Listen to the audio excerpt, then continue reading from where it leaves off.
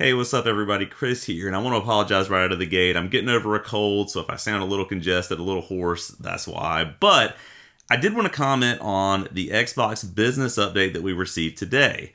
So, if you're unaware, last week, over the course of a week, a lot of information came out from game journalists, influencers, that kind of stuff, which basically said, a lot of major Xbox titles are coming to PS5, potentially Switch and other platforms. And so the rumor mill, I think, got whipped up into a frenzy, and a lot of people started to freak out. And Xbox finally said, okay, guys, we're going to do a business update. We're going to clarify some things, so let's do that. They just did it. They released about a 22-minute long, I think it was, video. Not a live video. It was pre-recorded in the form of sort of a podcast, but just sort of a roundtable discussion. It had Phil Spencer, Sarah Bond, and Matt Booty. And I've seen a lot of reactions to this video of people saying this was kind of a nothing statement. There wasn't really anything being said here. But I think what this was a little bit of frustration with the community on the part of Xbox, because, and really, when I say the community, I say people that report on games. And I saw one comment on the video that said that I think some people need to be held accountable here. And I think there's a little bit of truth to that, right? And I'll talk a little bit about what I mean when I say that.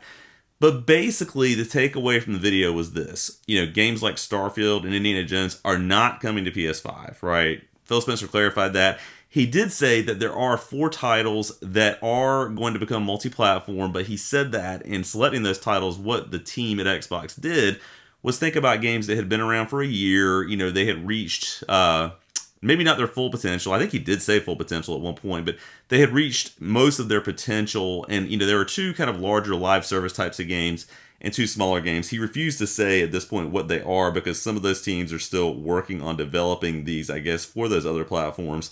But I did see some reporting, I think by Tom Warren, that suggested that I think it's Hi-Fi Rush, Pentiment, Sea of Thieves, and one other game.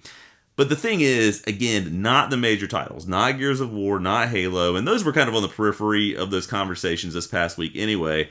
But basically, beyond that, what was reported at this event or during this video was basically that, yes, Xbox is staying in the hardware space. They kind of doubled down on the idea that if you want to play their games in the most premium way possible, that can only be done on Xbox hardware. And they did mention at one point the next sort of hardware iteration being a major generational leap and trying to make that the biggest generational leap that's ever happened in the history of video games.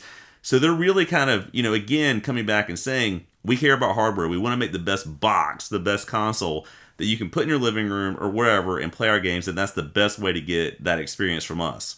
Now, I got to say, I think that, again, there was a little bit of frustration here. Nobody outright said this, but I think this just underscores sort of one important thing, which is whenever you're going to report on something about a major company like Xbox, even if it's coming from what would traditionally be considered reputable sources, I'm not going to name any names here, but clearly these people were wrong in a lot of ways. They were right about Hi-Fi Rush, even though that wasn't named. That seems to be what this is sort of trending toward.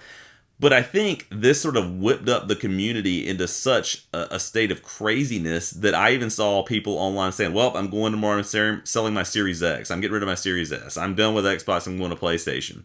And all that Xbox is doing is taking 4 games that I would not say in my mind are necessarily like flagship Xbox titles and putting them on potentially PS5 and maybe Nintendo Switch and maybe somewhere else. Who knows? But this is not that big of a deal to me. They just really kind of said during this conference, Xbox, we're not going anywhere. We're going to keep making consoles. We're going to keep trying to make the best games that we can with all these studios that we've acquired.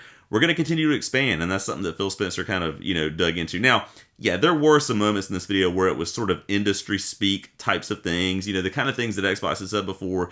We want to let players play the games they want to play where they want to play them.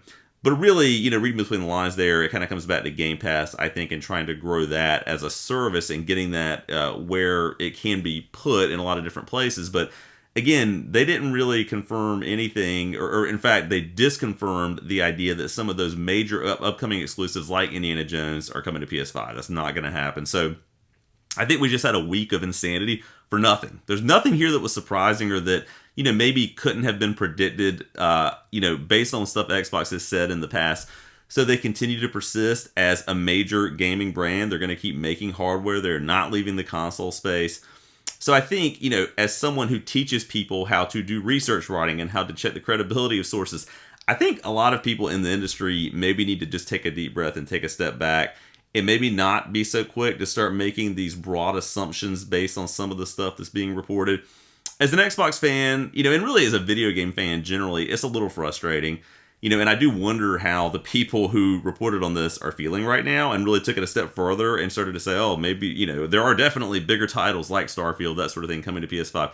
I wonder how they feel at this moment. But I also wonder how the people who decided to get rid of their Xboxes feel. Like, nothing really has changed. There was just sort of this weird internet fervor that caused a lot of crazy stuff to happen over the past week within the Xbox community and even beyond. But nothing really is going on. There's nothing here that's a big deal at all. So, I don't know. That's my take on it. I watched it. It kind of landed in some ways where I expected it to. There are some things, obviously, they're not going to talk about yet because there are developments down the road. There are still things that are sort of in process at Xbox and behind the scenes. But let me know what you think about this developer, or not this developer, this business video that was put out there. Do you think it was kind of pointless? Do you think that it gave enough sort of credence and information to some of the things that people might have wanted to hear about when it comes to Xbox, that sort of thing? To me, this did exactly what it should do. And I think it just accelerated the fact that Phil Spencer and company wanted to make a video of this type. They kind of had to do it because of just all the, again, bonkers stuff happening this past week. But anyway, that's my take. I think it just goes to show that nothing really has changed with Xbox. They're continuing to sort of keep the games that they feel really strongly about being on their platform close to their vest. They understand the importance of exclusivity to an extent, right, and what that does for their community. But let me know what you think about this down in the comments below. And as always, thanks so much for watching.